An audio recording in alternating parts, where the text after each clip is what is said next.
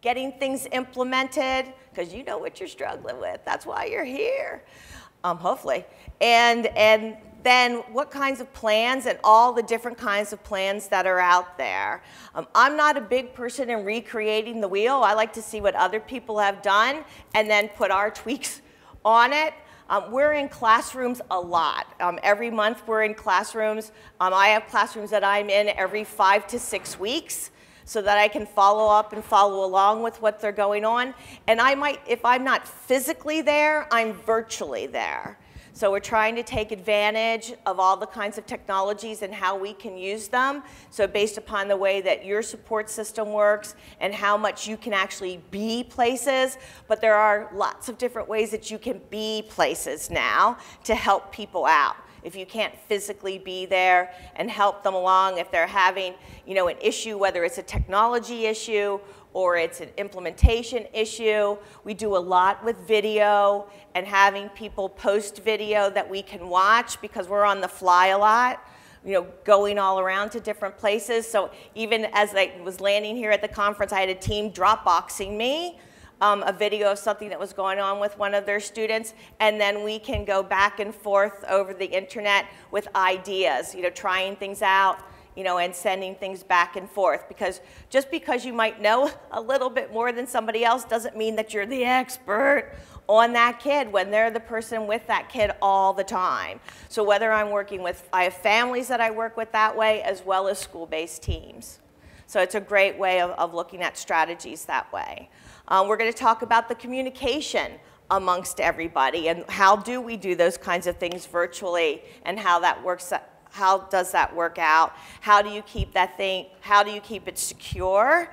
I'm not sure if you run into all of the legal issues that we do, so we've got lots of forms and ways that we keep that piece secure and you're keeping information secure, so we've had to deal with that with lawyers looking through all of the ways that we're going to put things up on Moodles, or are we going to use the intranet within the school system, and those different creative ways that we can not put things out on the internet so that maybe video might be stolen or who knows what people would do with it. So I'm not using YouTube or anything a lot.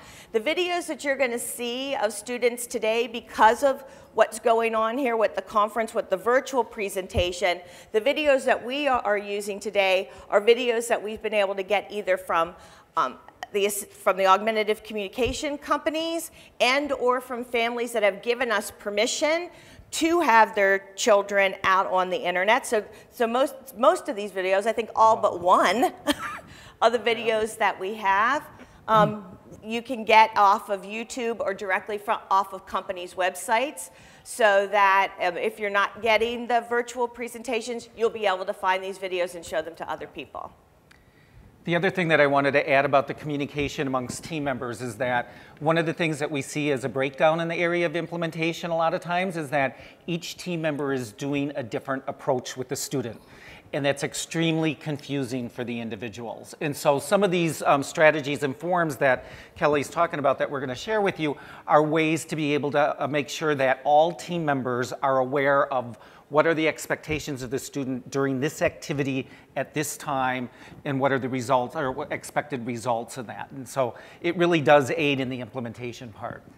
And one of the things as far as communication is we welcome your questions throughout the session. When we're going to ask Michael and John to keep a lookout for people who are raising their hands, because with the lights that are on us, it's really hard to see you.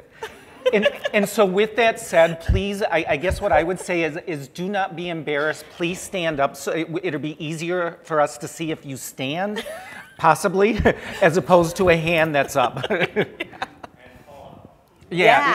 do. Yeah, we're not.